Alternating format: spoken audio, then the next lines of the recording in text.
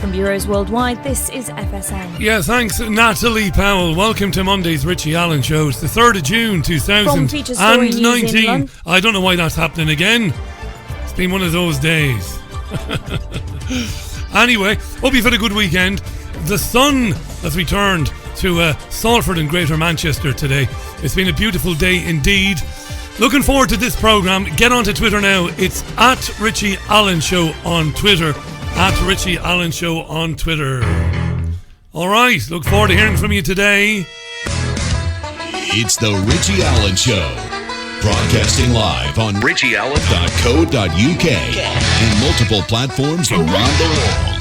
And now, here's your host, Richie Allen. Now, the Bilderberg Group has been in Switzerland, as you might know, over the last few days.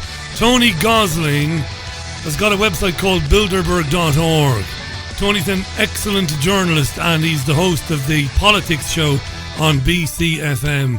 But his website is like the Game of Thrones citadel in terms of it's the go-to place for information on Bilderberg. Who was at the conference and what was being discussed there? Tony Gosling this hour.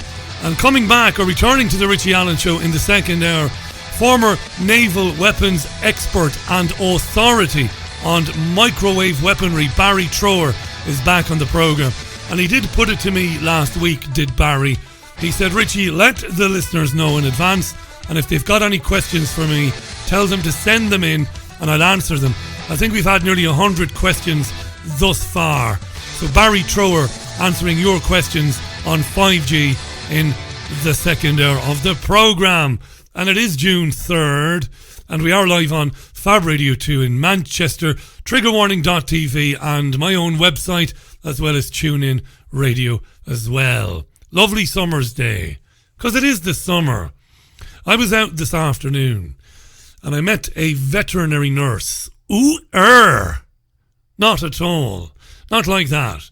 I met a veterinary nurse, and I knew she was a veterinary nurse because of her uniform. And there was a logo on the uniform indicating that she was working in a veterinary practice. All right, I was walking a couple of dogs, quick dash out, walking my own dog and me mate's dog while he's away. So she was there in her veterinary attire. So I asked her about the practice because we've just arrived in the neighbourhood, and I said, look, we might need a vet by way of emergency. And she said, well, my practice is quite a ways away from here. But she did recommend a more local one. And I said, I'd only be going for emergencies. Jazz, my dog, doesn't get shots. We don't give her shots, vaccines or booster shots. And she said, and I swear she said this, shots are a cash cow for the companies who make them. They're unnecessary. Those were her words. She said, if vaccines are unnecessary, the boosters are dangerous and definitely unnecessary. And I'm like, wow. And I said, well, they're not necessary for children either. And she agreed. Now, she hadn't a clue that she was speaking to an independent radio presenter either. Hadn't a Scooby-Doo. Just got into a conversation. Unless you're kenneling your dog while you go away or going overseas, she said, do not and you should not get annual booster shots. And I laughed and I said I wouldn't mention where she worked when I told my dog owning mates. Not news to me what she said, but among vets and nurses, I was surprised that they would be so candid about that. The boosters are a cash cow and they are dangerous, was her opinion. But they must know, you know, because they must see how much stuff is being pushed at them to sell. 7 minutes past the hour. George Galloway has been sacked from Talk Radio. And this is over comments he made during the Champions League final on Saturday evening. He had a weekly radio show on Talk Radio that he modestly entitled The Mother of All Talk Shows. It was never the mother of all talk shows. But anyway, he was on there and he was doing his thing. It's part of the News Core Group, News International, ultimately controlled by Rupert Murdoch. Anyway, Galloway had his programme, but he's been fired because it has been alleged that he was blatantly anti-Semitic. Who said that? Well, Tottenham Hotspur Football Club did, because in tweeting towards the very end of the game, when Liverpool had scored their second goal, Galloway tweeted, "Congratulations to the great people of Liverpool, to the memory of socialist miner Bill Shankly, to the fallen #96, to those who fought for justice for them, and to the Liverpool Dockers." And then he tweeted in the same tweet, "No Israel flags on the cup." I don't know what he was thinking, Galloway. Now, the tweet was deleted. When I say I don't know what he was thinking, I obviously do not endorse his termination or anything like it. But I'm wondering, where did he get that from? No Israel flags on the cup. I reckon Galloway was probably pissed. Now, people who live in glass houses shouldn't throw stones. I've sometimes had a couple of drinks on a Sunday evening and tweeted something I thought was funny, and later on looked at it and, well, it wasn't that funny at all, really, Richie. I've never deleted anything, though, that I've tweeted. Now, this has been deleted, presumably by Galloway, but he's been fired. And Talk Radio put out a statement basically saying that they do not tolerate anti-Semitic views. Galloway has been threatening legal action, and he tweeted today, "Not sure if it's the wisest move Mr. Murdoch's team ever made, given the history and all." Talk Radio said, "As a fair and balanced news provider," I'll pause while you roll around the floor laughing. "As a fair and balanced news provider, Talk Radio doesn't tolerate anti-Semitic views." So he's gone, he's been kicked out. Spurs Football Club said, "It's astounding in this day and age to read such blatant anti-Semitism published on a social platform by someone who is still afforded airtime on a radio station on which he has previously broken broadcast impartiality rules." A complaint against Galloway for his discussion of the Skripal poisoning thing, I think, was upheld. Maybe not. Maybe it was more to do with the Jeremy Corbyn anti-Semitism thing. I know that he was playing the devil's advocate and putting the Corbyn side of things forward in a broadcast, and that had been reported to Ofcom. But it's fairly shocking. No warning from Talk Radio, no written warning, no, listen, why, just be a bit careful when you're tweeting stuff out there. What has it got to do with Israel? Spurs have had Jewish owners in the past, Jewish chief executives, and maybe some Jewish fans, but it's a club in North London. The vast majority of the people who support the club are not Jews, and it isn't a Jewish football club. And even if it was, what's Israel got to do with it? You could have said to him, and you could have said, just be a bit more careful, but they fired him. And that's no good thing. That's all I'm going to say on that, and I'll leave it there. The carry-on of the UK media in covering the Trump visit is predictable, but a little bit exasperating. What do you think? There's always a few light-hearted moments, though. Sky's ceremonial commentator, the former military man Alistair Bruce, and Kay Burley never let us down. Now, listeners to this show might well remember a hilarious turn last summer when Trump had tea with the Queen and Burley asked Bruce a series of side-splitting questions on how the tea date would go. I got great mileage out of it last year. They were back at it today. Not quite as hysterical now, but fun nonetheless. Last year it was tea. Today, this year, it's lunch. Informal lunches at Buckingham Palace take what form? Well, I think just the basic 4 courses. So a starter, a main course, a light pudding, and then they'll probably bring around some cheese or something else like that. And it will be delivered very quickly, and there'll be an opportunity to enjoy the phenomenal treasures of the Foreign Office cellar, because the Foreign Office provides the wine when the palace entertains. Brilliant. And that is the United Kingdom as a buyer going out to the vineyards of France and everywhere else. So it should be pretty good. But as I say, the Queen likes to eat quite quickly. She likes to eat quickly. I was, on the way here, I was listening to somebody on the radio talking about whether or not, protocol, the Queen finishes first. Brilliant question again, Kay Burley. or her guest finishes first. Does the Queen finish first, or does the guest have to finish first? What was always the case with Queen Victoria, who ate at Who gives a fuck about Queen Victoria? She asked you about this Queen. at a fantastic speed, that when she finished eating, they cleared all the plates. That was the tradition. It's always been said that you should try and keep an eye on the monarch. Keep an eye on the monarch while you're eating and chatting to people. Keep one eye on the monarch. But if you've got a guest in the country, she's going to look out for the guests. So it always is the case that the guest is made comfortable. So if Donald Trump takes a particularly long time, I think the Queen would have said, "Come on then, Mr. President." Good for her. And then good on her. And then we've got to set for dinner. Well, it's so much they've got to cram in this afternoon. Exactly. That's the problem. Tell because us. After lunch, they will be probably round now looking at a display of objects put on a show by the Royal Collection Trust. They have this enormous, vast array of artworks and artefacts. Brilliant. Why am I subjecting it to that? Well, if I have to listen to it in the afternoon, you have to listen to it as well. Now, there was a more pertinent question, relevant to you and me, asked by Burley, inadvertently. Andrew, the Duke of York, was travelling with Trump today in a car all over London. And Burley asks Alastair Bruce, the ceremonial commentator, why the Duke of York? He's available, and all members of the royal family are constantly at the Queen's beck and call to deliver her role as head of state. And it was probably the most ideal for the Duke of York because he has met President Trump before. He has, hasn't he?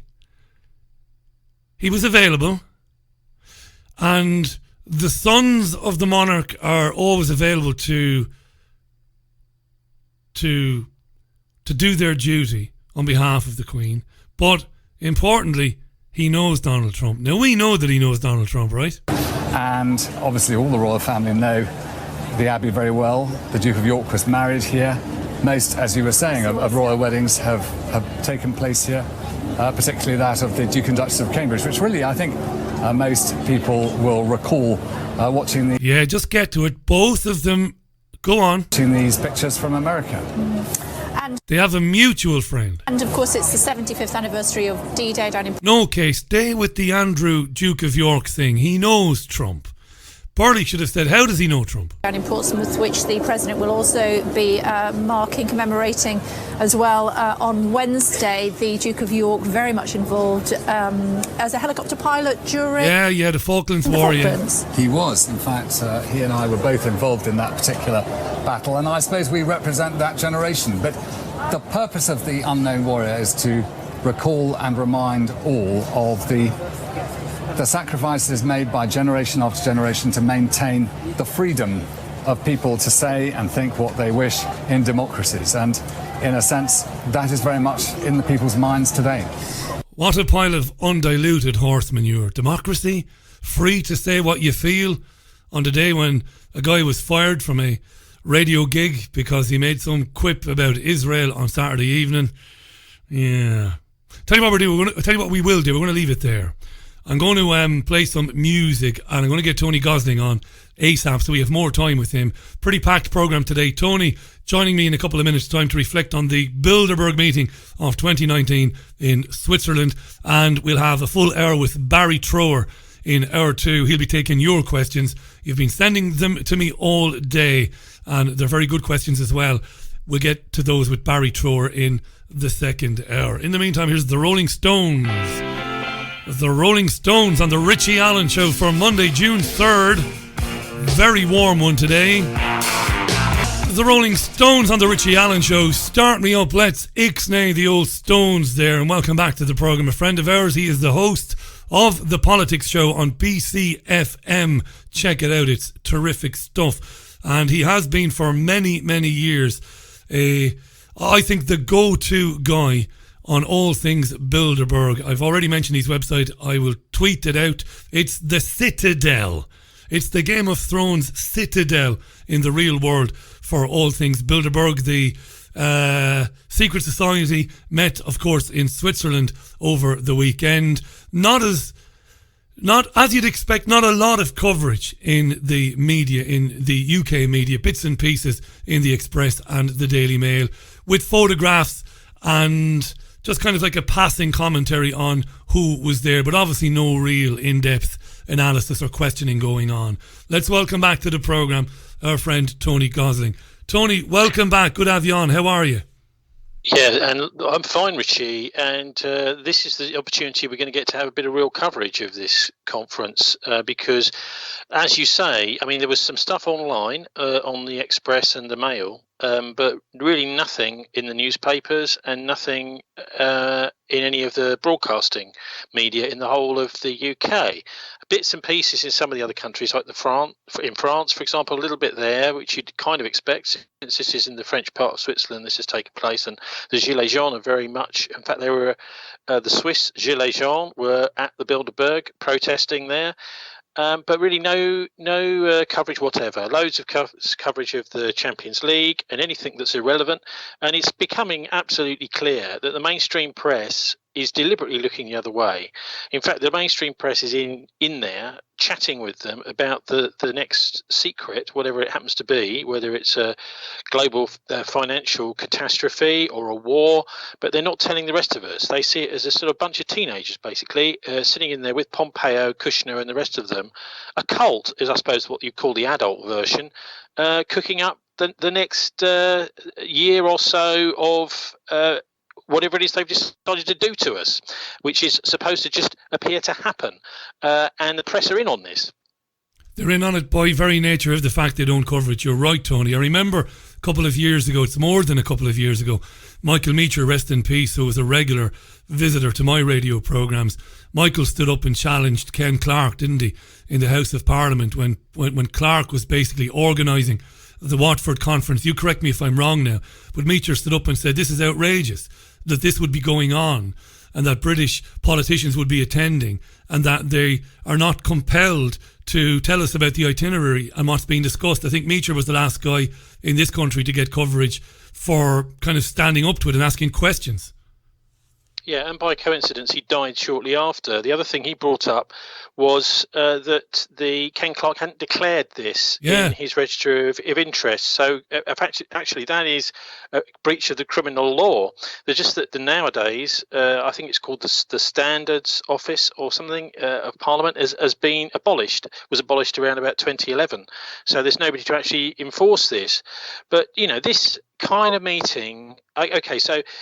They give out a press release, and a lot of people, particularly in the mainstream press, get a little aside with this press release that doesn't go to the public, that goes to the wire services, saying, basically there will be no press conference, no minutes will be published, no decisions are made, putting the press off. So even if they do know about it taking place, that they're put off from covering it as well. And the message is very clear. It's a sort of dog whistle message to the editors in the mainstream press. Just don't touch this, because it's very connected up to the secret services. And fascinating looking back over the last few years, Richie, about Pompeo turning up and Kushner turning up. Now, both of these guys in the outside world for the last year or so have been talking about a war against Iran and the potential that there is to have get a conflict going with Iran. I mean, of course, they say Iran would start it, but they're blaming Iran for all of the conflicts in the Middle East. They're blaming Iran for what happened in Syria, even though the Iranians helped to get rid of ISIS.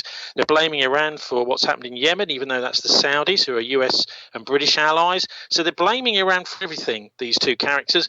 Funnily enough, though, Iran is not on the agenda this year. Isn't that strange? Well, no can I Middle ask you East that? Discussion, no Iran discussion this year. Now, could it be that the official agenda, that Iran was omitted from that deliberately? Because I can't believe for a minute. It's exactly what I think. And I went back, just took the trouble to go back through the last 10 years or so, and Iran and the Middle East has been on the agenda every year since 2013, when it happened in Watford. So every year they talk about this. But just as Pompeo is doing his world tour to sell this war to everybody, which he's been trying desperately to do all around Europe, to Russia, everywhere basically, suddenly Iran is not on the agenda, because of course that might indicate that the military industrial complex who are there. I mean, Charlie did a super article in The Guardian. He was umming and ahhing. The Guardian were umming and ahhing as to whether they were going to publish anything this year, but Charlie managed to finally twist their arm, and it was published this morning, I think, or maybe yesterday evening. He pointed out in there that you've got the Dutch king hobnobbing with Lockheed. Yes. So this is what happened with Prince Bernhard of the Netherlands back in the 70s that caused the scandal that got him not only booted out from being the chairman of Bilderberg, but also, and one does suspect he was thinking of retiring anyway, actually, but also he was disgraced. It was the Lockheed scandal, it's known as, if anyone can remember, 1975. So exactly the same thing is going on now, is you've got the military industrial. I mean, I described it, I was on the Jason Bermas podcast, who works very closely with Luke Rudowski, who was over in Montreux, and what he pointed out is, look, this guy what I pointed out on there is you've got the means, motive and opportunity for this war. So this is why I think it's particularly weird that they've dropped Iran from the agenda this year. So you've got the means, which is, this kind of chit chat between Lockheed and the Dutch king. There's where you've got the military industrial complex, the big arms company that make a killing, literally killing from billions from wars. You've got the motive, which is the enormous political pressure there is in the US, via the Israel lobby mainly, but also from the people that want to make money out of it, to pick a fight with the Iranians. And of course, we know about Wesley Clark and his admission that they wanted to have take over 7 countries in 5 years, and that is also a motive. There's also this weird background motive, which, I mean, it's not proven, but many people believe, certainly in the Middle East believe, and that is this whole idea of Albert Pike's letter from 1871. He's the guy that started the mafia, by the way, predicting these 3 world wars. Then you've got the opportunity. The opportunity is the supine mass media, the BBC, supine, anodyne. I mean, today, just putting out nothing about the Bilderbergs, talking about some accident of a cruise ship crunching into a quay over a day after it actually happened. This isn't news, and ignoring the real big thing, which is being cooked up at these Bilderberg conferences. The fact that Pompeo is there should signal to everybody this is his big mission, and he has his meeting with people at Bilderberg who are actually capable of getting this Iran war going. That's what bothers me. No coverage whatsoever of this. No, and some of the people you and I have known over the years, and people I've interviewed over the years who are like yourself, they're very well briefed and can be unerringly accurate at times in the predictions. I'm thinking of people like Gerald Celente, an old friend of mine, has been saying for 2 years that 2019 is when we're going to see the escalation of not just tension, but a real escalation. Yeah, with, I mean, with there Iran. are a couple of other reasons why I think that this is real. One is the Gulf Cooperation Council now doing everything it can to bring Qatar back on side. So we've had meetings I think it was at Mecca, all the Gulf Cooperation Council people getting together, the Saudis using their cachet of controlling Mecca, the hub of the Islamic world, and they're trying to get very, very hard to get the Qataris, the Emir, and of course that also means Al Jazeera as a massive international media network on board for this assault on Iran of some sort, or a fight with Iran. Of course, they've had a blockade for a couple of years now, or 18 months or so, against against Qatar. So they've been, Qatar has been standing up for itself basically amongst the Gulf states.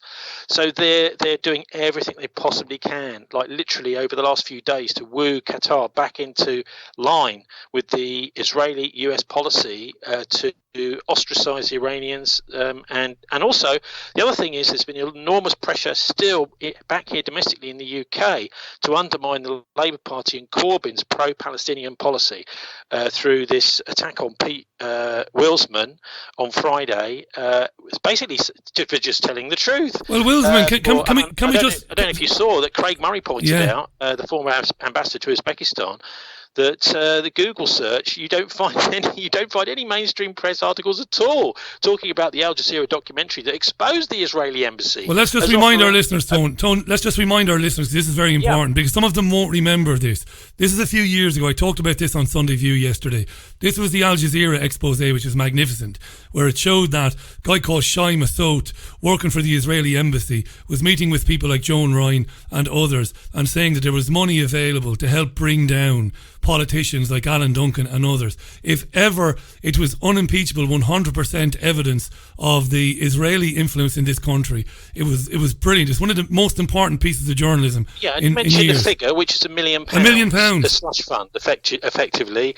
So anyone that wants to aid the Israeli Foreign Office, the Israeli Embassy, in taking out, and that was the expression used, various MPs or ministers or whatever who are pro-Palestinian or not as pro Netanyahu as they should be. There's a lot of money slushing around in order to help them do that. When are you going to? This is exactly what Pete Wilson said. Yeah, and yet he's been suspended from the National Executive of the Labour Party because of it. When are you going to, Tony, when are you going to call out Corbyn? Don't interrupt me for 5 seconds.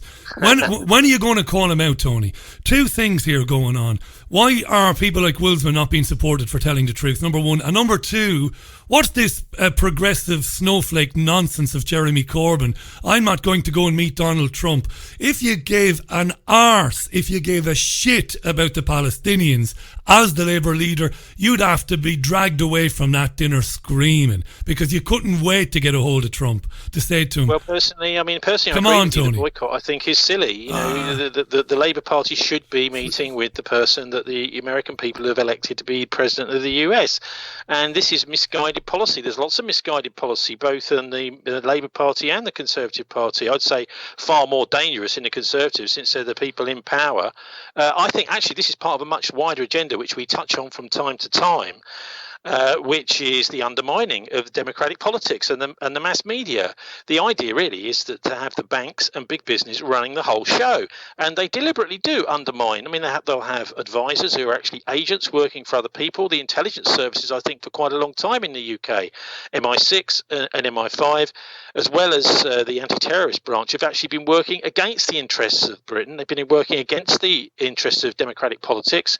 They've been helping foreign powers to get rid of people who the foreign powers don't like, for example. So I think Corbyn's weakness is that he is not prepared to go on the line and say 100% that I support people like Ken Livingstone and Pete Wilson. It's not easy for him to do that, understand that there is this internal Labour Party procedure that needs going through, and I think he's just trying to make sure that he's not seen to be trying to intervene. Of course, the Labour Party is much, much more chit-chatty to the press than the Tories. The Tories, any sort of dispute like this, the Tories will be keeping stum on 100%, whereas the Labour Party, the left has this kind of idea that anything that's going on and their personal little gripes should be leaked to the press.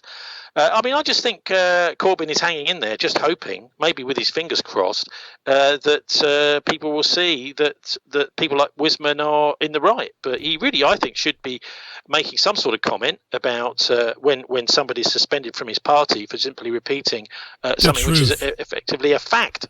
The truth, yeah. I hate people like Corbyn for the reasons I've given a million times. Corbyn will be gone in a year or 2 years, and the opportunity to do the things you've just outlined there will be gone as well. Massive amount of tweets coming in on this. Huge interest. Tony Gosling, the host of the politics show at BCFM in Bristol. It's a terrific show. Tony's a great journalist. We're talking about Bilderberg, and I want to chat... Well, when we're talking about Bilderberg and MI6, I hope you don't mind me just mentioning 2011 Bilderberg, where a certain person popped up there who was a Conservative MP, Rory Stewart. Oh, right. Did he, Tony? So he's a Bilderberger. Interesting that he's now putting himself forward as a leadership candidate, which doesn't at all surprise me. There's a Telegraph article from a couple of years ago saying, well, what Rory Stewart admits that some of what his career path suggests he may have been working for MI6. And it's interesting, isn't it, how we got an MI6 Prime Minister in the running after what many people say was an intelligence services, MI5 in her case, from the Home Office choice, Theresa May, who wasn't actually elected to do her job. Another thing that came out during this whole sort of Brexit debacle and the resignation the other day, so-called, it's a sort of slow motion resignation, isn't it, of a zombie Prime Minister in the meantime. They're just dragging this out by whatever means they possibly can, keeping it going as long as they can. it is the role of Philip May in Brexit. So this is something which I heard on, I think it was on the 5 Live or Radio 4 on the Friday that she went or announced her resignation in 2 weeks' time. And there was an MP on there, a backbench MP, talking about how, well, nobody could actually speak to Theresa May about Brexit. Everything had to go through Philip May. And the phone calls even by backbench MPs, she wouldn't answer them, she wouldn't take them, but Philip May took them all. And of course, what he's doing there is he's one of the people who's in control of the negotiations. He's also somebody whose company, Capital Group in the United States, is the main shareholder in BAE Systems, the biggest shareholder in BAE Systems. So he's a guy with very much an interest with where the Bilderbergs line up, which is with making war for profit. And he's also the guy who's apparently, this is according to this MP, steering the MPs when it comes to Brexit, which makes it I understand why Theresa May is a bit of a loner. They say, well, she's got no friends. Well, that's because people don't talk to her to do any of these kind of negotiations. They're going through Philip the whole time. Very interesting that. Very interesting that. Of course, he personally gained when billions of pounds worth of weaponry was sold to Saudi Arabia. He personally gained. In fact, he accompanied her on trips there as well. Tony Gosling is on now, as well as Iran. It was interesting to notice that some very prominent tech people were at Bilderberg over the weekend, former heads of Google and a lot of current tech super kids or super whizzes, whatever you want to call them. And I'm very interested in that because I think this year and maybe next year we're going to see a bigger crackdown on your freedom and my freedom to disseminate information online. And I wonder, the presence of so many techie type people, now you might say they're always there, Richie, in which case I'll shut up, but they were there and they talked about artificial intelligence. They talked about the weaponization of social media, Tony. This is huge. Well, the weaponisation of the social media that they started and that they own and control. Interesting, isn't it? And of course, it has been weaponised. We've seen all sorts of ways over the last few years that's the case. Where, for example, there are front companies like Integrity Initiative, which are funded by MI6, and they are using those social media accounts to diss the Labour Party, to diss Corbyn, and get involved in politics. So they have been weaponising it for a long time. They're very cheeky, aren't they? Saying we're going to discuss the weaponisation of social media, which we weaponised and we control. Peter Thiel, PayPal, almost everything big in tech, he's had a hand in. Facebook, various other ones. But something suddenly occurred to me as well about Rory Stewart is that sorry to just nip back very briefly. It's Craig Murray confirming he was working for MI6, definitely working for MI6, because Craig was in the next country, and when he was ambassador, he said, "Well, I know Rory Stewart was working for MI6," and so I could just tell you, yes, he was definitely. So this is the sort of thing we're dealing with. We're dealing with the secret services secretly having their place people in key positions. Stewart, of course, is now a minister as well, and making sure that the decisions. He was also chair of the Defence Select Committee, which has is 100 billion budget or so. I think it's actually is it 80 billion or something? And he's chair of it. He was chair of it. So MI6 have got their own person in chairing the not an MP that's representing us, an MP that's representing them as chair of a committee like that. So they can control really what money gets spent where and what preparations are made for war. And that's their job, MI6. They've been starting wars ever since since the First World War and the Second World War. But look, you asked me about the techie side. You're right. It's this year more and more. And what makes me, again, concerned is the presence of Baker, James Baker, who's the head of the war games people at the Pentagon right now. So what they do is they game these attacks on Iran. They play various games. Will this work? Will that work? They have all sorts of factors in these games, things like psychological warfare involved in them. And you could probably even get, I think there's a magazine called Modern War or Modern Warfare, which actually has a Target Iran war game that you can buy, and play this thing with your friends if you really want to. And it just shows us where we are with this. So they've been trying out these things, probably with the help of computers and things like that, and they keep going until they find, well, this one actually seems to work. On this game, we beat the Iranians, so we're ready, and what they do is they'll game these things, and then if there's something is successful, then they'll actually play it out, and of course that leads to all sorts of things that they love too, which is clampdowns on freedom of the press, and just to round that off, Assange charged with publishing state secrets. That you cannot be charged with publishing state secrets. This is in unbelievable, Richie. You can be punished for stealing state secrets and giving them to someone else to publish, or publishing themselves. But if others have got those state secrets, given them to you, and the state has leaked those secrets by whatever means, you should be able to publish them. And there's no reason why not, under law, in the US or in the UK or under international law, that a journalist or a publisher is not allowed to publish a state secret. I mean, that's actually what Julian Assange has been doing so successfully for the last 15 years or so, in basically explaining that the United States is a fascist country, and they have been carrying out these fascistic attacks, these regime change completely against international law, and he has made their reputation mud forever, and they just don't like him for doing that. Shooting the messenger is exactly what they're doing with Assange, and it's absolutely appalling the British are going along with it. I wonder about his health. We'll stay with him for a minute. He didn't make a video appearance in court last week because he's unwell, and WikiLeaks spokespeople were looking fairly grave and fairly concerned. And when you think of how long he was in that one room and effectively in solitary confinement, I know it's not like solitary if you were sent to Broadmoor or Strangeways, but it must have been a dreadful thing. I wonder just how ill he is. He might be seriously ill, that man, psychologically. Well, I mean, certainly he's scared.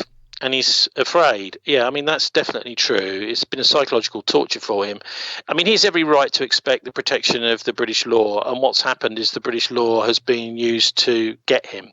And I think we see this in many, many ways, actually. Things like the deportation of people like Abu Qatada, Abu Hamza, of Harun Aswat, who was the mastermind of the 7/7 bombings. What actually happens through the courts is that there's a tremendous, it seems anything really political, like the Assange business, the courts you just simply cannot rely on. They are fixed, and there's no justice there. You're not getting justice. So we've got that sort of system. I mean, obviously Assange realises that. All I can say is if people are wanting to do this sort of thing, then they have to get into parts of the world where they are safe, where they won't be extradited to the United States like this. And it was just disgusting to see Jeremy Hunt, who's also a leadership contender, tweeting the other day, some negative tweet about Assange, and he had every opportunity to hand himself in, blah, blah. He didn't have to go to the Ecuadorian embassy. Well, we now know that all of the charges against him from Sweden were cooked up by the intelligence services of Britain, Sweden, the United States, and that the woman who was supposedly, seduced by him, or this word rape is a bit of a joke, really, because actually all it was sex without a condom, and that under Swedish law that can be construed as rape. And actually she was a CIA woman. It's now known that she'd worked in the past anyway for the CIA. How do we know that as a fact? It was just a honey trap. How do we know that's a fact that she worked for the CIA? What's the... Well, that is out. I mean, I would just... her name has been linked to CIA operations in the past. So I would suggest people... I can't lay my finger on exact documents now. All I'd say is... do an internet search, not necessarily Google, in order to... In fact, you probably won't find anything on Google. They're very good these days. You find nothing when you're looking for exactly what you want to look at on the Google search. Which, by the way, of course, he was there, Eric Schmidt at Bilderberg. All these people are there. Eric Schmidt should be on the outside of Bilderberg with Luke, with Charlie Skelton, and he should be using his technology to spy on what they're up to and exposing the wars they're creating and the financial shenanigans that they're up to, the deals that they're doing. So yeah, I mean, yeah, you have to look that one up. I'm afraid, Richie. I can't lay my fingers on it immediately, but she's definitely in the past been working for the CIA. No doubt about that. He wasn't too bright then, was he? Let's be honest about it. I mean, I think I always saw a bit of arrogance about Assange. That's what I saw. I'm not knocking him for it, not criticising him for it, but I thought that Assange in the early days enjoyed the attention that he was getting as this champion of free speech. He was a bit of a ham. I've never liked him personally, but I endorse everything you said about what he did and the leaks and everything else. But on that, I mean, he would have had to know after the Iraq war logs and the Chelsea Manning videotape of the murder of the journalist, he would have had to know that he was susceptible to a sting like that, and yet he fell for it. He had unprotected sex with a CIA woman. We all have weaknesses, and I don't think any of us are 100%. Able to cope with any kind of thing that can be thrown at us, and that was clearly his. And actually, in law, it should have been over. I mean, there she wasn't she, tweeting the day afterwards or the same evening that he was supposed to have, in big inverted commas, raped her. She was saying how cool it was. All these guys are so cool. Just afterwards, Assange is so cool. And that's not what you tweet if you've just been raped, is it? Obviously. So this has all been cooked up, Richie. Seems pretty obvious to me. One other thing to say about the Bilderberg is this whole link to the Zionist fundamentalist attitudes of people like Pompeo. He is a Christian Zionist, and I think if your listeners don't understand what Christian Zionism is now, you need to really get to grips with it, because they keep talking about the evangelicals, don't they? They talk about the far right, Christian right. Well, yes, many of them are right wing, but the Zionism is those terms are a bit misleading. Really, it's the fact that they're Christian Zionists which is so dangerous, because they actually believe that Netanyahu is doing stuff for God. And I noticed that even Netanyahu himself was saying that God is on our side. They're starting to get into this now quite openly in Israel, that we are doing God's work. And as soon as you start to see that sort of thing, it should ring all sorts of alarm bells with people, because by no means all Christians are supporters of or Jews, of course, are supporters of the actions of the Zionist state. In fact, what the Israelis have been doing in the Middle East is just simply as the same as the old Crusaders were doing hundreds of years ago, is to be a bulwark for Western and European power in the Middle East, in order to try and take over that part of the world and occupy it with their own twisted version, like a sort of weird Puritans of what Christianity is. But what they're doing, of course, is exactly the same as the Crusaders, who left the place after leaving rivers of blood everywhere. Nothing very spiritual about that. No, it's interesting you mentioned Netanyahu and God. It reminds me of something said by Golda Meir many, many years ago. Again, I've often said on programs I've made over the years that I believe Israel to be illegitimate. It's an illegal state. It shouldn't exist. And I've taken my hits for that, but that's fine. But Golda Meir famously said, this country exists as the accomplishment of a promise made by God himself. It would be absurd to call its legitimacy into account. And that's the only claim that Israel makes to its own legitimacy.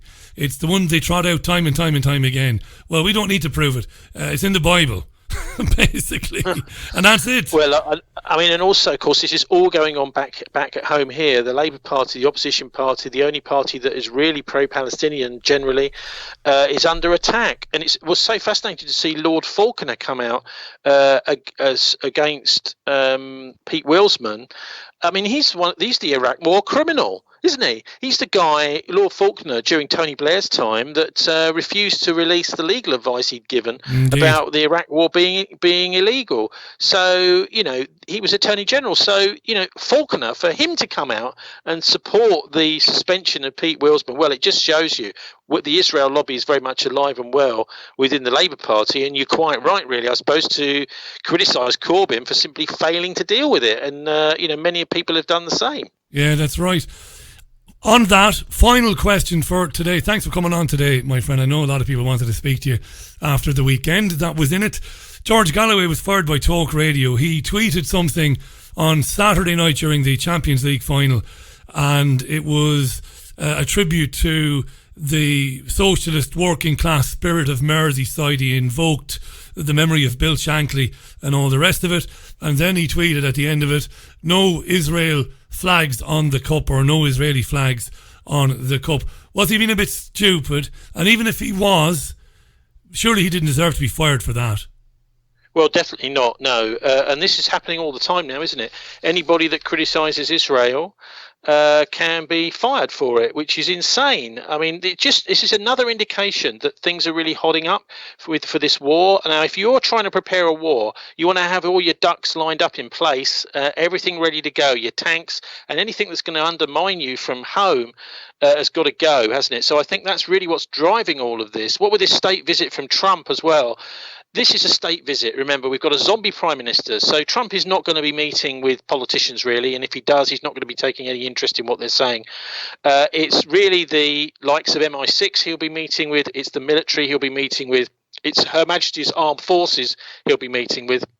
And I noticed just in a couple of weeks' time, there's going to be a massive meeting of the, I think it's called the Atlantic Council, on the British aircraft carrier over in the US, which will almost certainly be finalising whatever plans it is to have this fight with the Iranians. Now, the whole Syria thing didn't really work out for them, but they've still got another one to go. And, I'm quite certain that they're absolutely intent on using, I would suggest, some sort of false flag attack in order to get this Iranian war going, even though the Iranians have had such a long time to prepare for it, Richie. I just think we need to be just really clear that this cannot be allowed to happen. And let's just hope that people within the US and the UK who are switched on and in some sort of position of power within the armed forces, wherever the power lies, are going to be making sure that doesn't happen. And maybe they can't do that openly. They might have to do it from behind the scenes. But if that war does kick off, you're looking at a real load of dominoes falling, with the Russians getting involved, the Americans getting involved,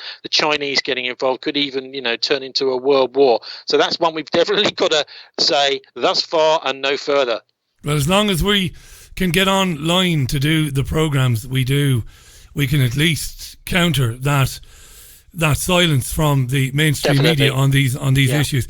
Go and check out thisweek.org.uk, check out Bilderberg.org. The Politics Show Fridays with Tony Gosling on BC FM is a must listen radio show. There isn't anything like it on FM radio anywhere in Europe anymore, sadly. And even if there were... Well, we keep fighting to keep it going. I know you do. You're under attack there, I know. This one from Friday, I had Charlie Skelton on there live, and also a guy called Manfred Petrich, who's from Switzerland. So it was really good to get a Swiss perspective. He worked in the financial sector in Switzerland. He got fed up with living in Switzerland, saying that it's controlled by NATO. The country's controlled by NATO and the city of London, and he's had enough of it. So he moved over to Abkhazia on the Black Sea, which is just in between Russia and, I'm not sure, it's Georgia, somewhere like that. Beautiful place he's got, but he's able to commentate after having switched sides, really, going over to the Russians. Yeah, brilliant stuff, Tony. Great show, mate. I mean that. Keep it up. Check it out, thisweek.org.uk. Follow Tony on Twitter. There's only one Tony Gosling. Thanks for your time this Monday. Speak soon, mate. Cheers. Cheers. Thanks, Tony. Tony Gosling, live on the line from Bristol this afternoon. The time is 8 minutes to the top of the hour. It is Monday's programme.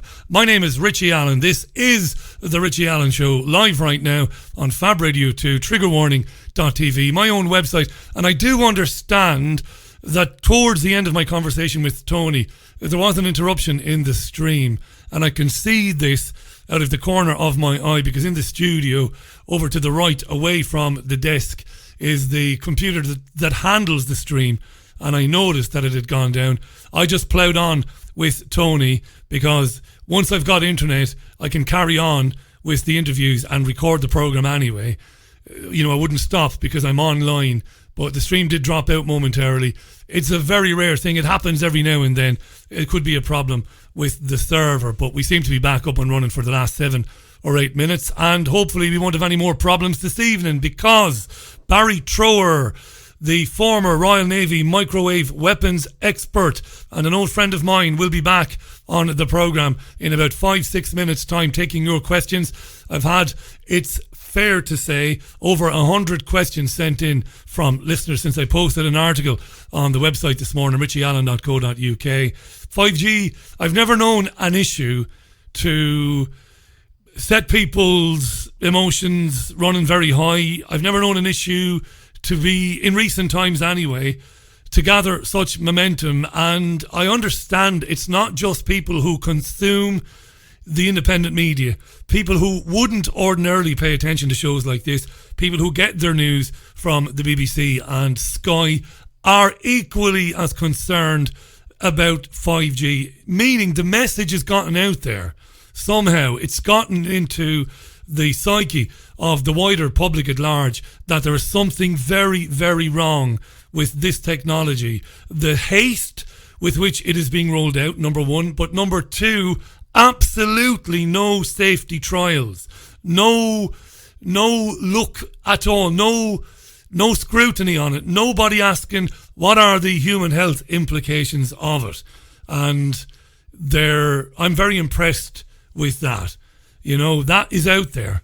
Independent media or not, that issue is out there. And we'll get into it with Barrie Trower in a minute. So there you go. Somebody is telling me that they are a physicist and cyberneticist who's concerned about 5G, but their Twitter handle wouldn't give me any confidence at all. Somebody in Vancouver, in Canada, but not naming themselves, is claiming to be a physicist and a cyberneticist. Not saying they aren't, but not the best Twitter look I've ever seen in terms of lending any credibility to your claims. Maybe drop me a line, Richie at richieallen.co.uk. Tell me who you are, and if you are who you are, and if you are a physicist and you do want to talk about 5G, I will facilitate you coming on the programme. Right now it's time for some music, okay? Monday's programme, a very warm studio here in Greater Manchester, the city of Salford. This is Bruce the Boss Springsteen, Darkness on the Edge of Town, the album. This is Badlands on the Richie Allen Show.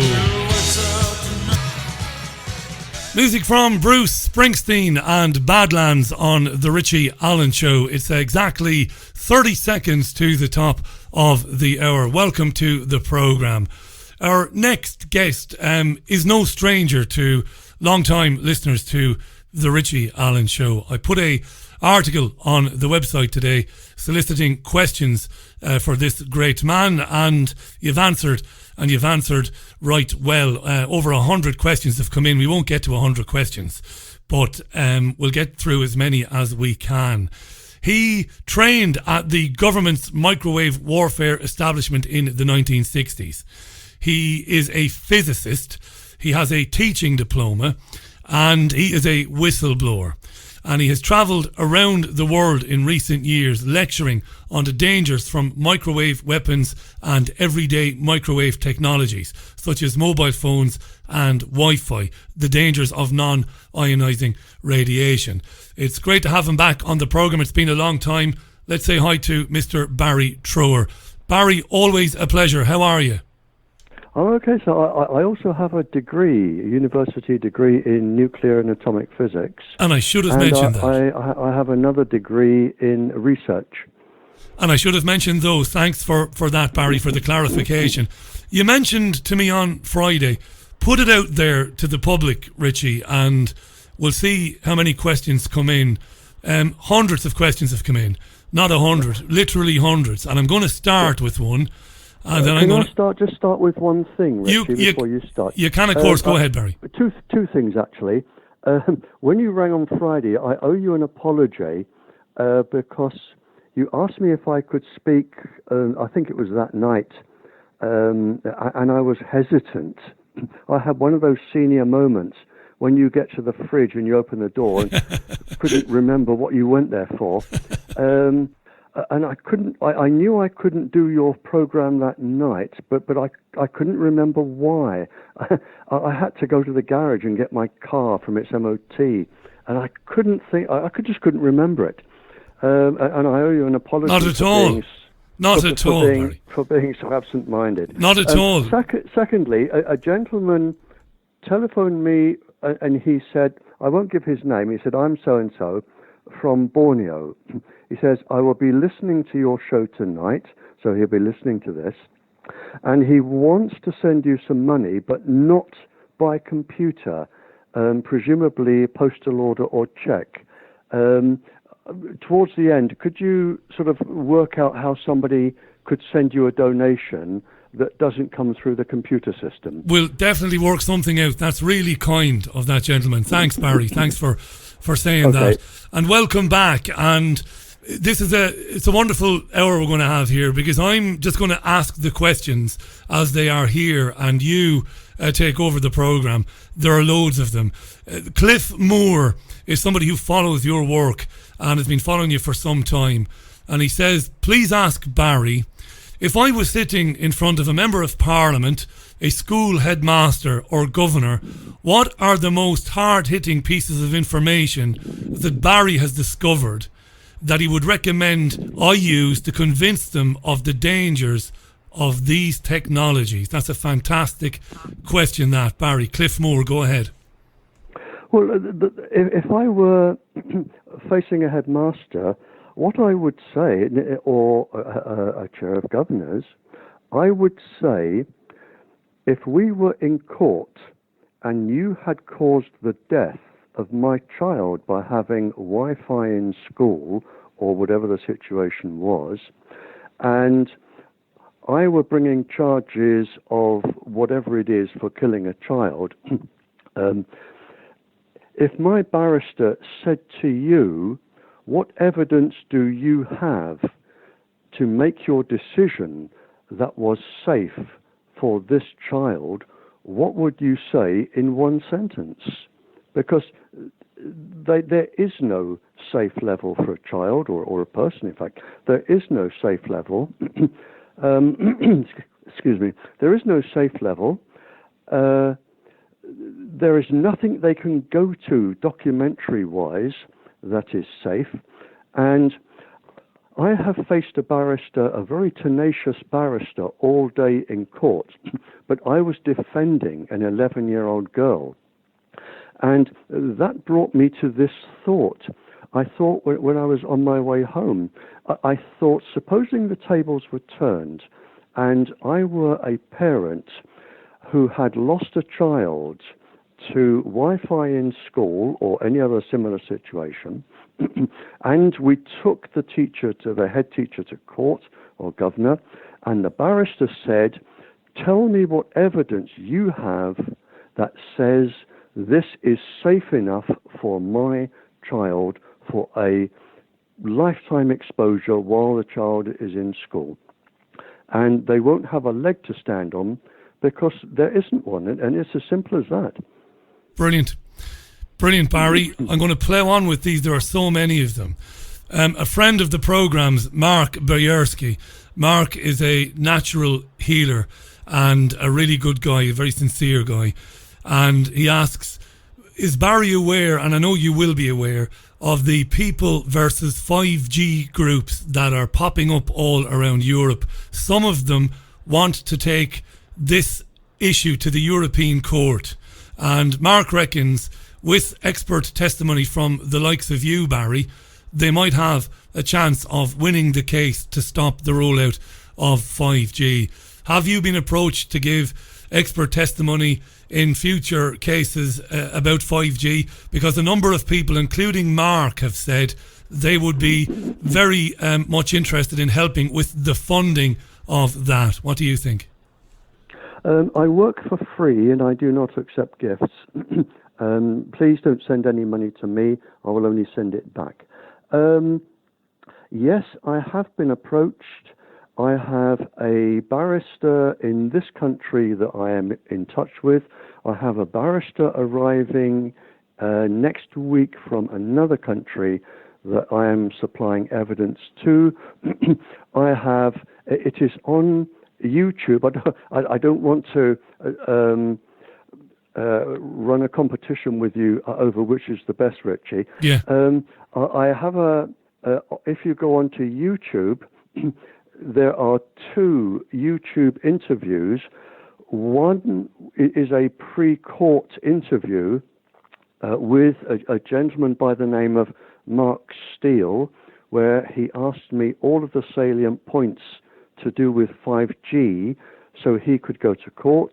The other, and I'm choosing my words very, very carefully here, Sir Julian Rose, as in the flower rose, Sir Julian Rose, who is a friend of Prince Charles, and I'll leave it there, came here and he interviewed me for an entire day to do with 5G. He is also trying to battle against this, and not just in this country, and he put the interview on YouTube. And if you dial in Barrie Trower, Barrie with an I-E, Barrie Trower, interview with Sir Julian Rose, and there's another one with Mark Steele, you will get all of the salient points there as well. Great. Do you think going to Brussels, going to the European Court of Human Rights, do you think that's a viable way for people to exercise their right to do something about this, Barrie? Because you know better than anyone that this has just been rolled out. You're brilliant there, Richie. Brussels has actually refused 5G. Fantastic. Brussels, the senior medical person in Brussels, and this is on the internet, has actually refused 5G in Brussels. Yeah. Similarly, in Rome and in Vienna, where it was rolled out, there are big arguments going on because it's causing heart problems, nosebleeds, dizziness, vomiting.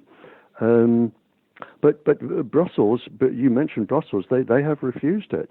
Yeah, I've got a quote here. It's Céline Fremault, the Minister of the government responsible for housing, quality of life, the environment and energy. And as you quite rightly said, Barrie, they suspended a trial of 5G in Brussels, and she said, I cannot welcome such technology if the radiation standards which must protect the citizen are not respected. 5G or not, the people of Brussels are not guinea pigs whose health I can't sell at a profit. We cannot leave anything to doubt. She's obviously a principled and a pretty brilliant woman. And yet, Barrie, not a single news programme in the United Kingdom broadcast that story or talked about it. All they're doing in the UK, it seems, is extolling the virtues of 5G, telling us about how quick everything is going to be, and ignoring the fact, as you said, that in other parts of the world, they're stopping it temporarily. The media has a lot to answer for here, Barrie. I can take it one stage further, Richie, if I'm not insulting your intelligence. Not at all. In 1977, now 5G is not new. It actually goes back to 1972. But in 1977, it was actually tested in a proper scientific experiment on animals and people. The very, very same frequencies you are getting in this country today. It was tested, and they found that when they exposed people and animals to, which is something I disapprove of immensely, but there's nothing I can do about that. When they exposed people and animals to just 15 minutes a day, 15 minutes, a quarter of an hour, for 60 days, so we're looking at a total of 15 hours over 60 days, and the level of radiation, I won't go into units, the level of radiation was up to the number 62. They found severe demyelinization of cells. In other words, if you wanted to move an arm or a leg or any muscle, and you've got over 600 in your body, they wouldn't work properly. Your senses were especially sensitive to light, noise, and pain. In other words, you felt pain a lot worse than it was. With the animals and people, they found skin, liver, heart, brain, adrenals, that's kidney, blood, all sorts of problems, everything to do with eyes because they're moist, chest pains, nosebleeds, dizziness. That was on a level of 62. legally in this country, you and I and everybody else, even pregnant women, can be exposed to a level of 140, more than twice what is known and published to cause severe harm. Back in 1977, Barrie, what were they doing with that technology? What were their plans for it? It obviously wasn't wireless communication at the time, or was it? Oh no, they were. It was a weapon. Microwaves in those days were the new wonder stealth weapon. Right. Because they are undetectable. You can't prove where they've come from, and they were testing frequencies basically to see whether they would make a good stealth weapon. And the 5G frequency is the latest 5G weapon, was produced last year in this country. So it's still being used as a weapon.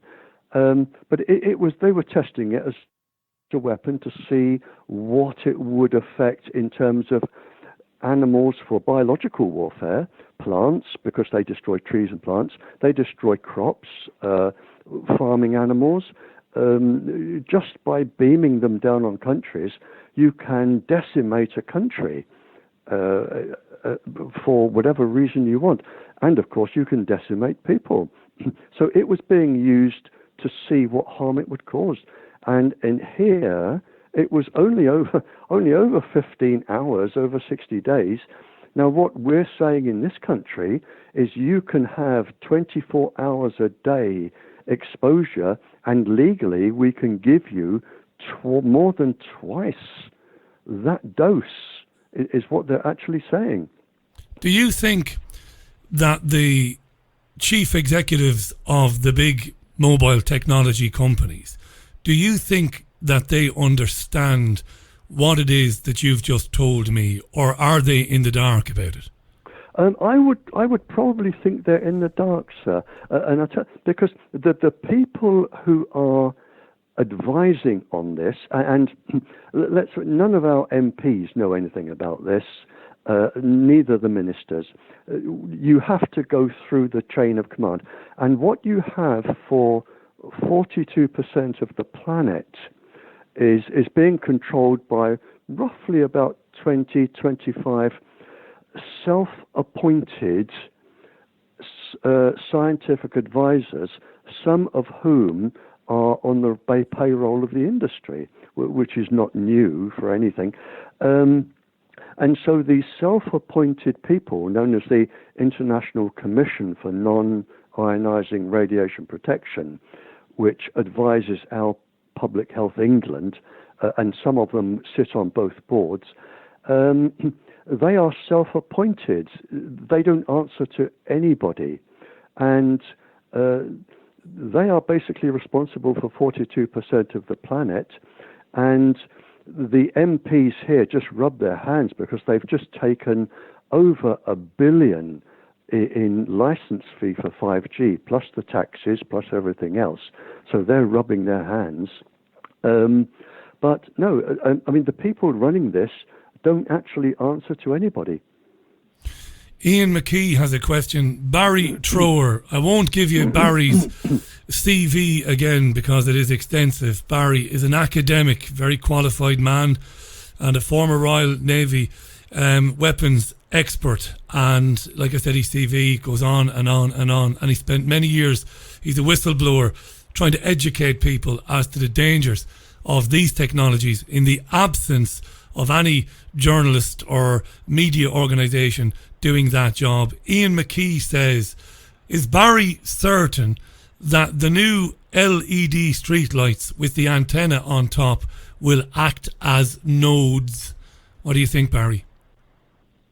The answer to that, sir, and I'll just, if he's sort of interested in my CV, my dissertation for my nuclear and atomic degree, my dissertation was on the far end of the microwave absorption. I wanted to see mathematically how it is absorbed. And my other research degree was environmental influences on thinking processes, which involved microwaves on the brain. LEDs, the answer to that is I don't know, because the lorries go round and put LEDs into lampposts. I have no idea what the electrical engineers have put inside the devices. I have no idea what they are transmitting. I do know for 5G, you need them every 150 yards or every 150 meters because they want to set up a grid. You have local grids that will tune in and complement the grids for smart meters, Wi-Fi, all of the other things, radar, medical equipment. So you're having big blocks of grids, and they're having them every 150 meters. But what goes into the street lights, which are very conveniently that far apart, I have no idea. That they haven't sent me one. They haven't told me what they're putting in. And unless you can have somebody who's putting them in that says, this is a 5G transmitter, this is something, I don't know. You would need to direct that question to a knowledgeable electrical engineer.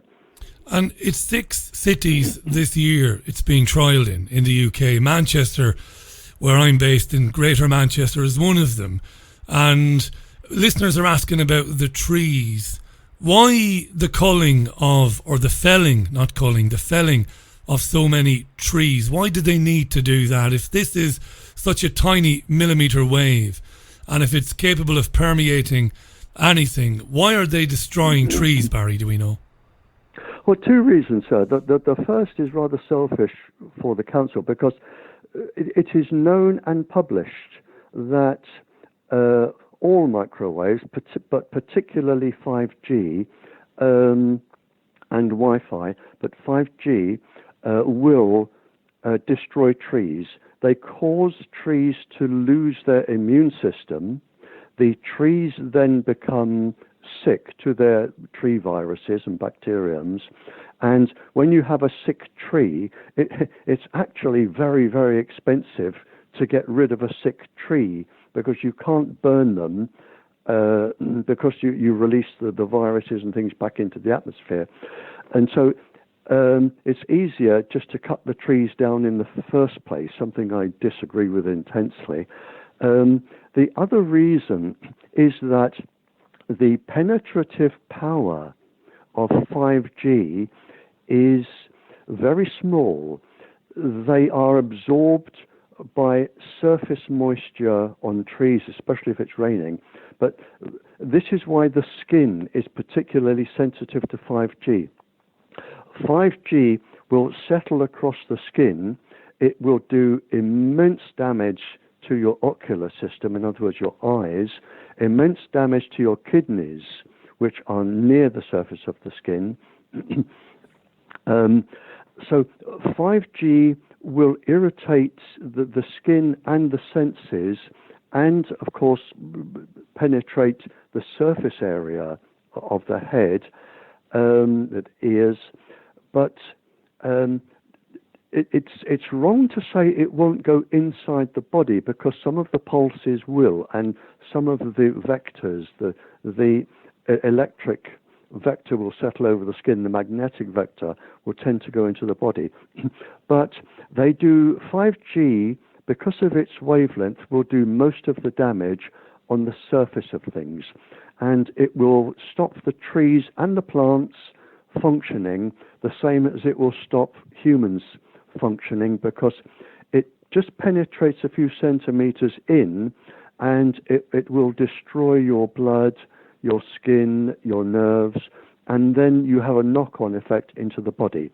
But primarily, there are 2 reasons. One, it saves them coming along to destroy a sick tree, which is infinitely more expensive than a healthy tree. And secondly, the trees will prevent the 5G waves reaching their destination. which is pretty sick when you think of it in those terms, Barry. Look, I spoke to Chris Busby last week, and Chris said something that stuck with me. He said, mobile phone technology, the old mobile phones, which you have been warning about for years, and Chris Busby has been warning about the dangers of mobile phone microwaves for years as well. And Chris said the older technology, we're now beginning to see higher cancer rates among people. And even though the media doesn't want to talk about it, we know that the old mobile phones, the damage that they created, we're seeing it now 10, 15, 20 years later. It's a very interesting point. But I think Chris Busby was of the opinion, and I'm fascinated by your opinion, that the damage that you've just described from the 5G wave is not going to take as long in terms of how quick it'll show up in the population in terms of adverse health effects. So we will see people dealing with health problems quicker than we did with the old mobile phones. Is that right? It's going to be expedited. There are 2 points here, sir. The first is the damage, for reasons that I'm not clever enough to answer, but the damage from 5G seems to be more instant. The moment it was switched on in Vienna, people almost instantly started having cardiac problems, dizziness, vomiting, feeling seasick. The problems were almost instant. The other situation where we're going to feel this more, and I think it's going to be a two-pronged attack, because, and I wasn't clever enough to realize this until I read it. A professor from Surrey University actually wrote this, and he said, look, insects have a higher surface to volume ratio. In other words, when you look at anything that flies, you have the surface area of the wings and the surface area of the body, and that is greater than the volume that the body holds. We are the other way around. And he said, when you put these 5G in lampposts, he said, at night, insects congregate around lampposts.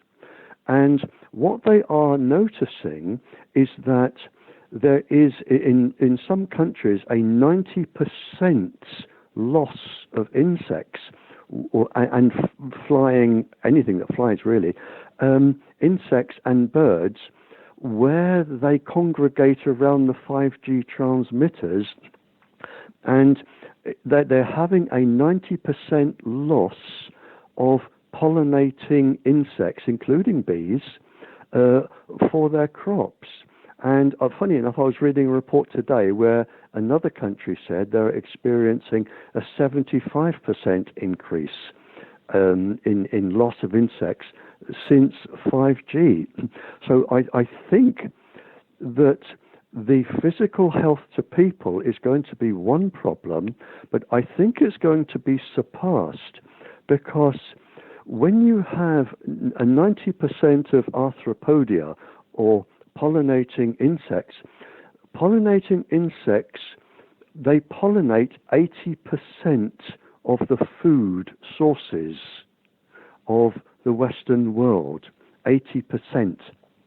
And if you think about us losing 80% of our crops, not to mention the cattle that are also going to be ill now, we are actually going to be in quite a serious situation whereby there are going to be food shortages, and these have started because I have had reports from some countries that rely solely, because they cannot import foods, they rely solely on their vitamin C from fruit plants and fruit trees, and they now do not have the pollinators, and they are starting to get scurvy.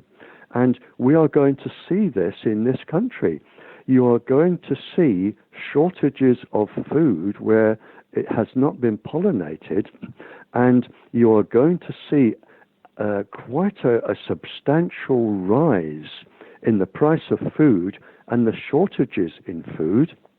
And people are going to panic as they do.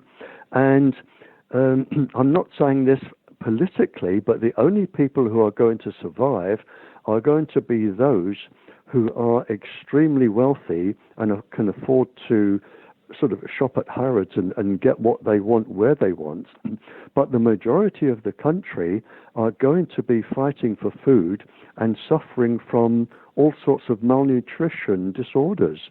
So you're going to get a double-pronged attack. And I'm not the only one saying this. If you do the research I do daily, this is very apparent. You're going to get the double-pronged attack where you have sick people, and you are also going to have not the resources for people to get a healthy diet to recover. Barrie Trower is our guest this hour, and we've got 25 minutes or thereabouts left. There are a lot of questions, and I do appreciate them. I'm going to get through as many of them as we can. A number of different listeners sent in the same question, and it was about geoengineering or aerosol spraying in the skies. Some people refer to it as chemtrail spraying. And a lot of people, and some of them very smart people, believe that this is genuinely happening, that heavy metal spraying in the atmosphere is going on, and that they feel that it is somehow connected to this 5G agenda. And I've been asked to put to you, what are your thoughts on that at all? Yes, we're going into microwave warfare, which is not new and has been practiced, since the 40s. There are a couple of points here, and I'll be as quick and as brief as I can, because I could do the whole program just on this. Of course you could. Yes, they are correct. Now, experimentally, when you release metals into the air, into the clouds are radioactive, and they can generate their own X-rays and gamma rays.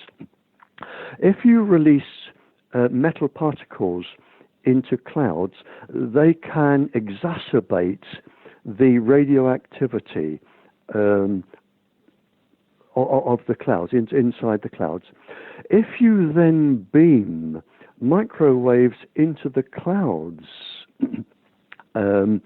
from any one of the 16 now HARP-type transmitter devices around the world, and there are 16 of them, you can, by the laws of physics, you can actually move clouds. And I'm not saying making a cloud suddenly whiz from one side of the sky to another. You can actually move the atmosphere, the moisture in the atmosphere, and you can move clouds. And if you look at the jet stream, which is around 5 miles up, the jet stream around 5 miles up travels around 200 miles an hour.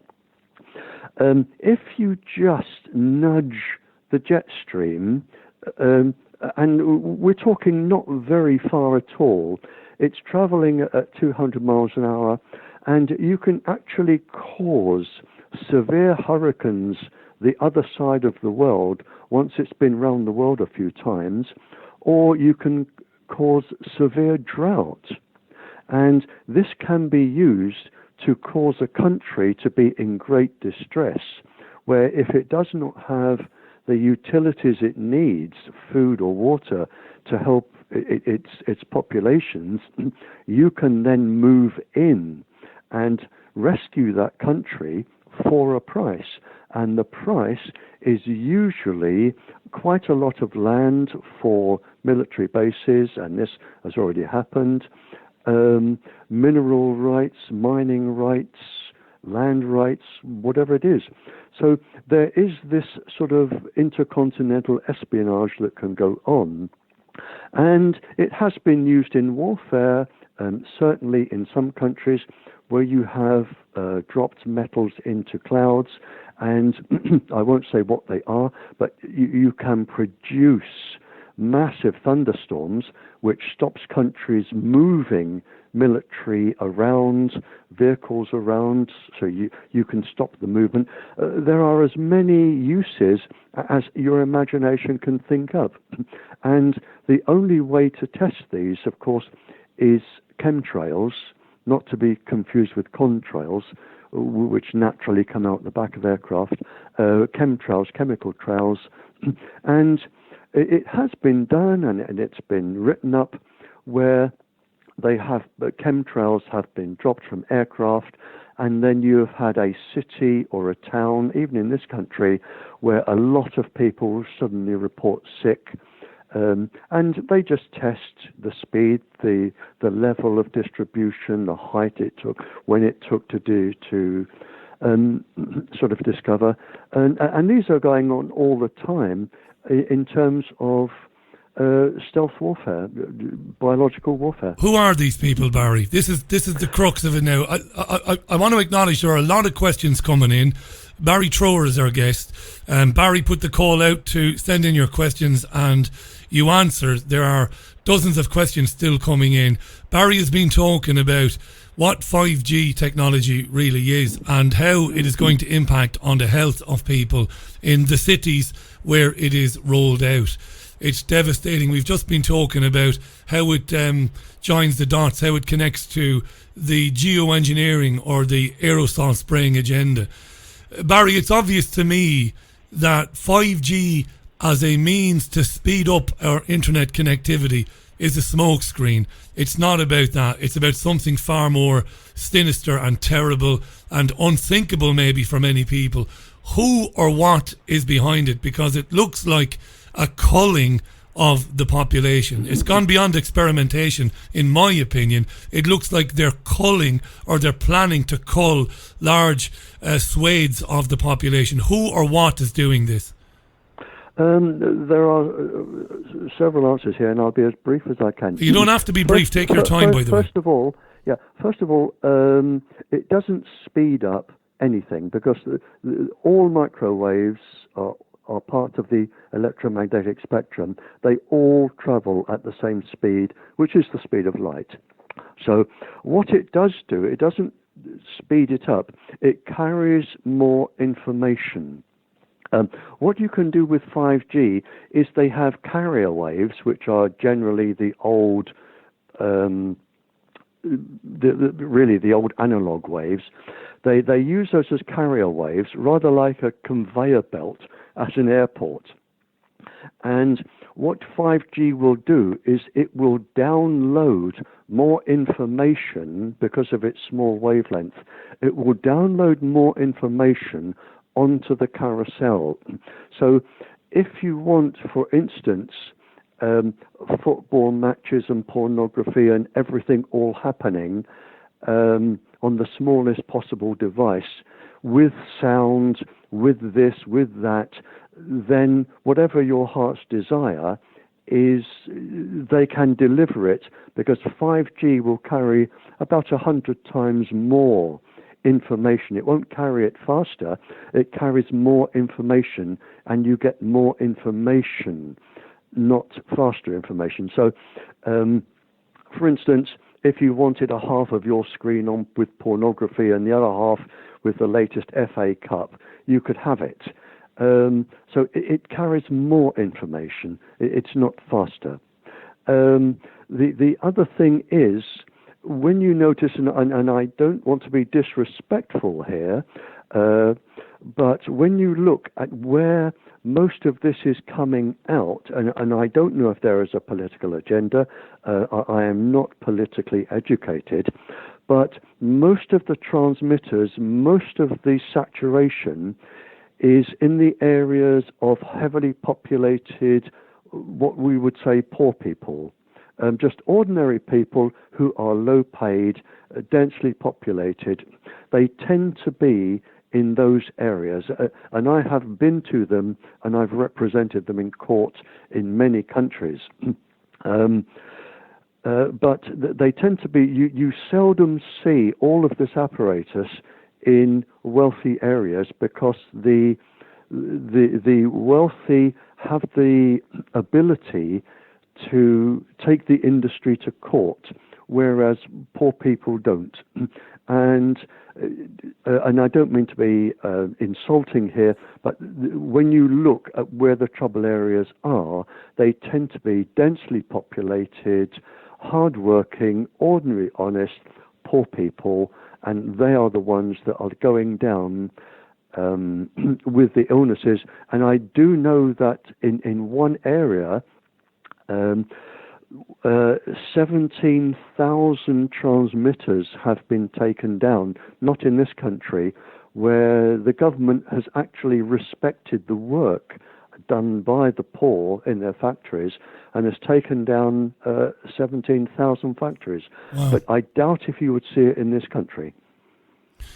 No, and I just want to say this. Whenever you and I have spoken in the past, we've referred to a paper published by you, one of many papers, but it's one that I recommend people read all the time. It's your paper, Wi-Fi, a thalidomide in the making, who cares? Now, I've just put a link to that on Twitter for anybody listening to this program who hasn't read that paper by Barrie Trower, and I will put a link to where you can find his other papers. But it's really important to people listening to the program for the first time. They came on to hear this information, that you read Wi-Fi, a thalidomide in the making, who cares, by Barrie Trower. Could I explain that, sir? You can, go ahead. An 11-year-old girl actually came to me and said, could you prevent me having a genetically disabled child, or give birth to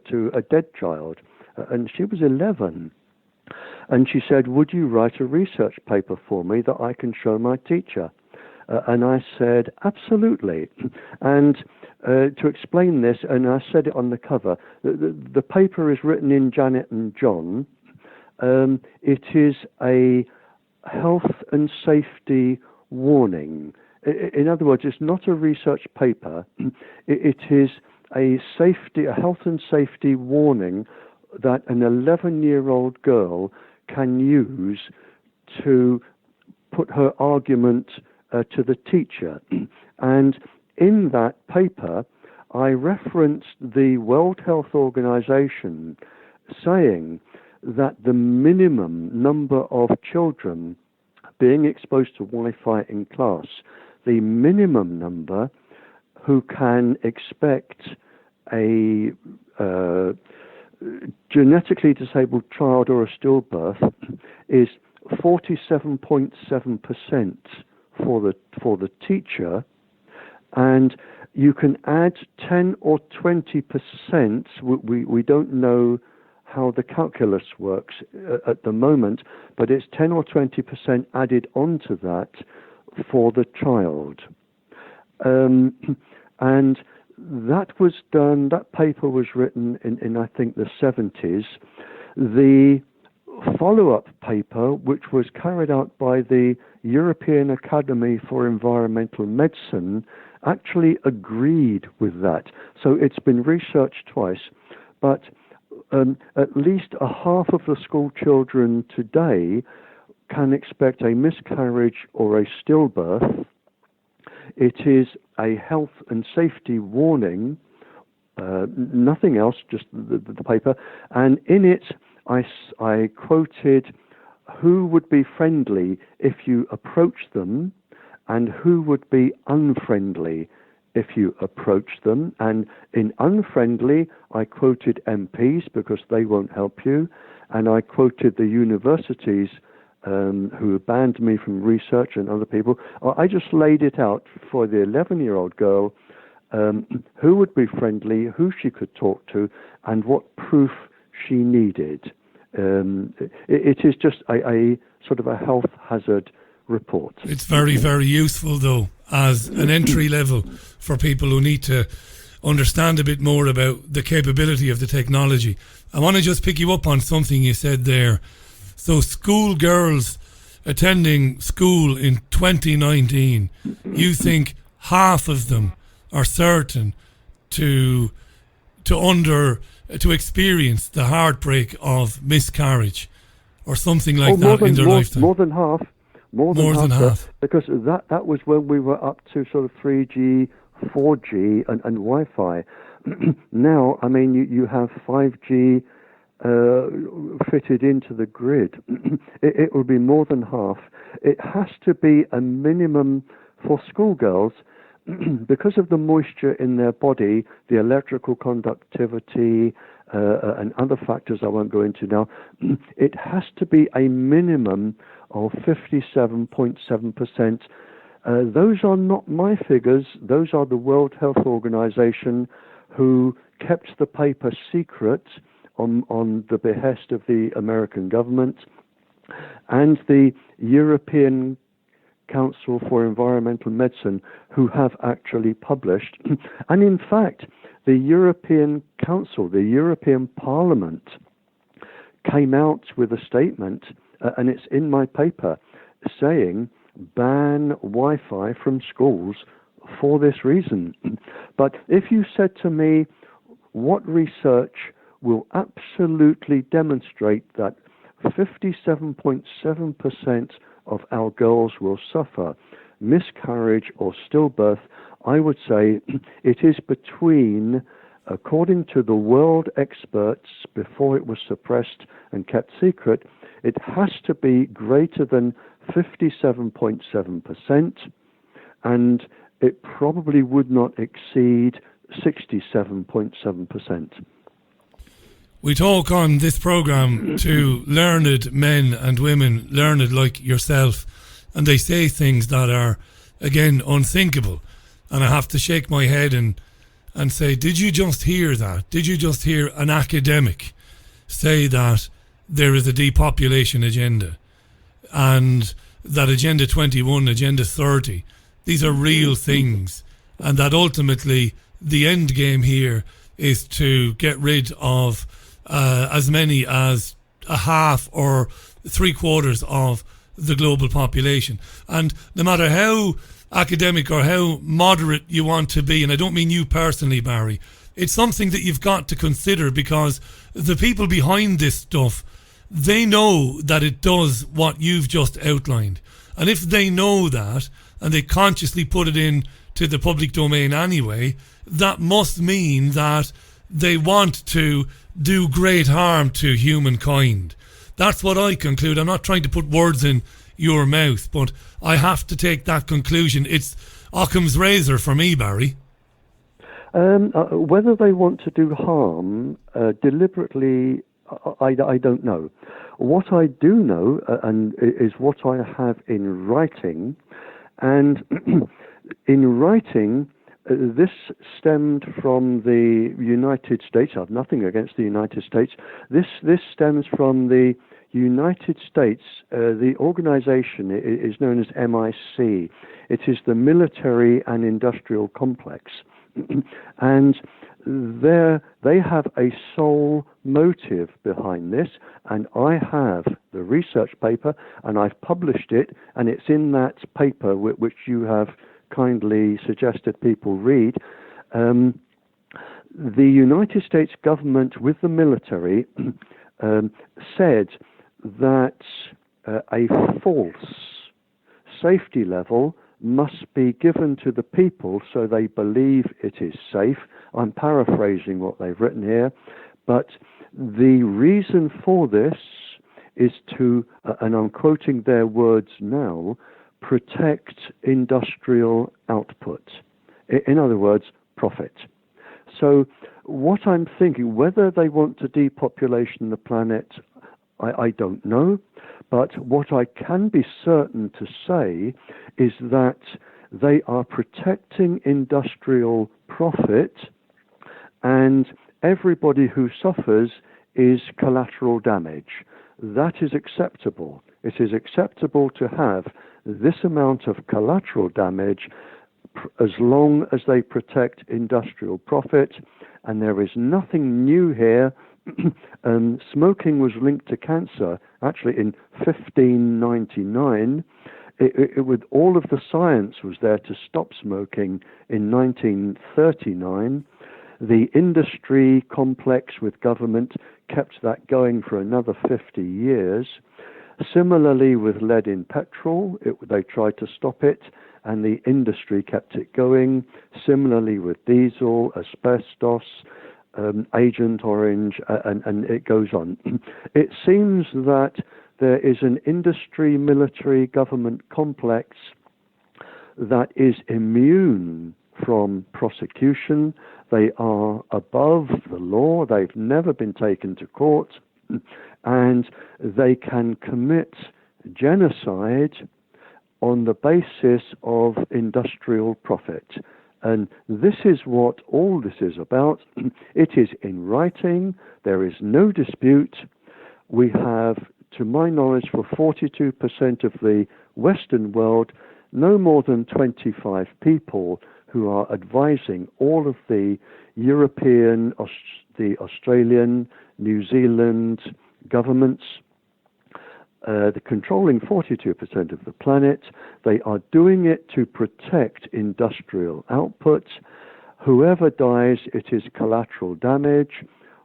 However the countries suffer, it is collateral damage, but you can rest your assurances that they will be okay and they will be harmed. And they'll be fine.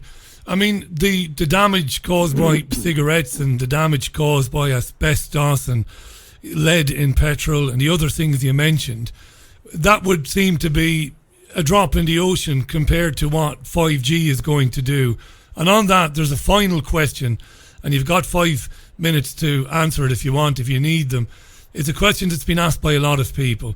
Look, I would never urge any man or woman to break the law, and I wouldn't endorse breaking the law because the consequences for people can be profound in terms of their occupation, in terms of their freedom and everything else.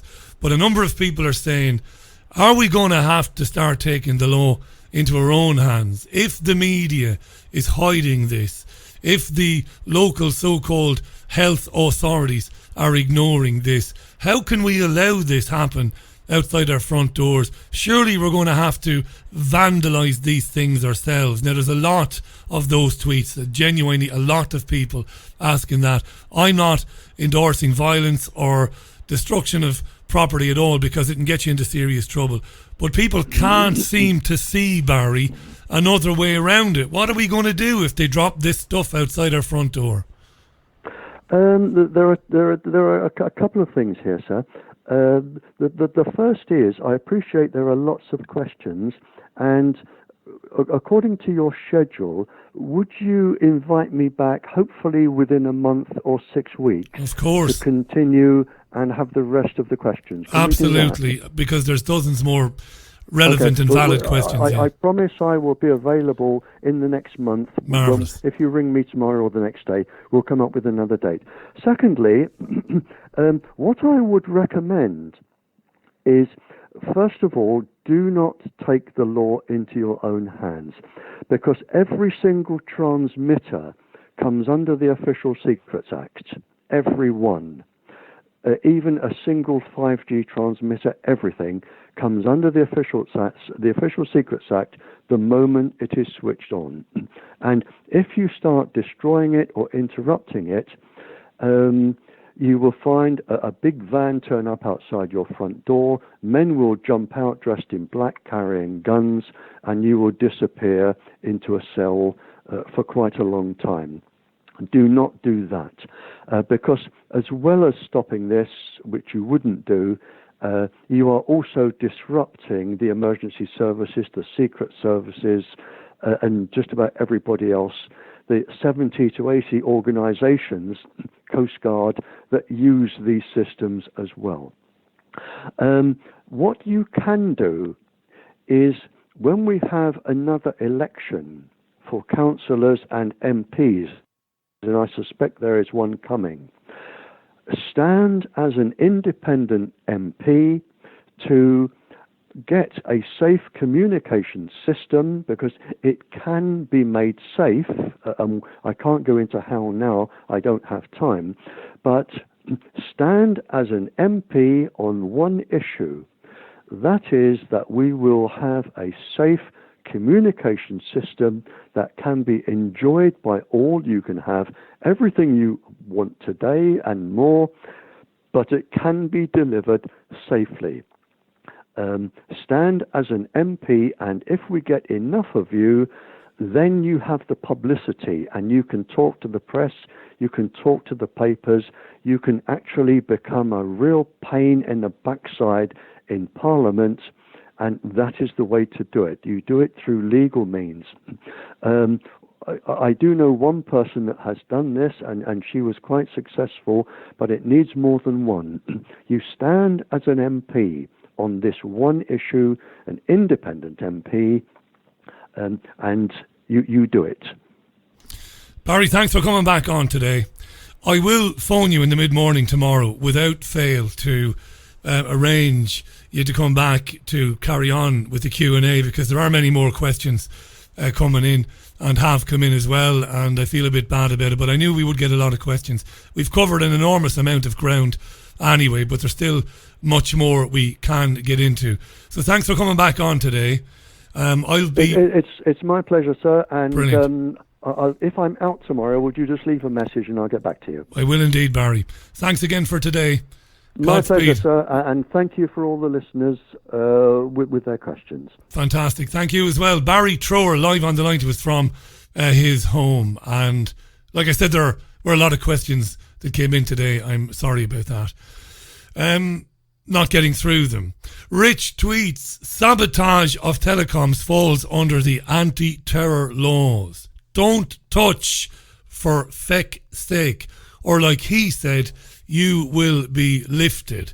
And Rich is saying that Barrie is right. You go smashing down some of these things and you might get into trouble. You're guaranteed to get into trouble. One or two people are tweeting just now that they... hang on a second. That they don't agree with Barrie's ultimate solution to stand on a platform and put your name down and your money, put your money into an electoral race. Many of you saying already coming through that you don't believe that it matters. And yeah, I mean, I can't be a hypocrite. I don't see that as a solution, but Barrie obviously does. Patricia tweets, I would love to believe that our voting counts. Unfortunately, sometimes it takes real action to get results. Hitting the streets in massive numbers might be the only way to be heard. Just a thought. Well, it's not shocking to me because I've been around the block so many times and I've done so many different programs critiquing the media and how it works. But even I'm sometimes naive, you know, knowing what I know, having worked at every level of the media. When the Belgian Environment Minister says, no, we better pause this trial of 5G technology because I don't want to be playing with the health and the lives of my fellow Belgians. It might be dangerous, so we should stop it and not do the trial. That should have been national news in this country because of the fact that EE and Vodafone are going to be putting this stuff in 6 cities in the coming months. It should have been blasted across the media. Wow, maybe we need to rethink this 5G thing. In Belgium, they're saying it might be dangerous. Not a whisper in the media in this country. Not a whisper, nothing. Nobody even picked up the Belgian national newspaper articles, which would have been seen by health editors in the UK. When I say health editors, people who edit and write health articles for broadsheet newspapers, they would have seen that stuff in the Belgian media and they would have said, right, well, we should be writing about this. But they don't, you know. But like I said at the beginning of the programme, at the very top of the programme, I'm very impressed at how many people who do not get their information from the independent media already know that something is up with this technology. I don't know why that is, but it's fascinating to me. It's fascinating to me that without ever paying attention to my programme or programmes like it or writers and researchers like the people who come on this programme, without knowing any of that stuff, people know there's something gravely wrong here. It's quite amazing, that.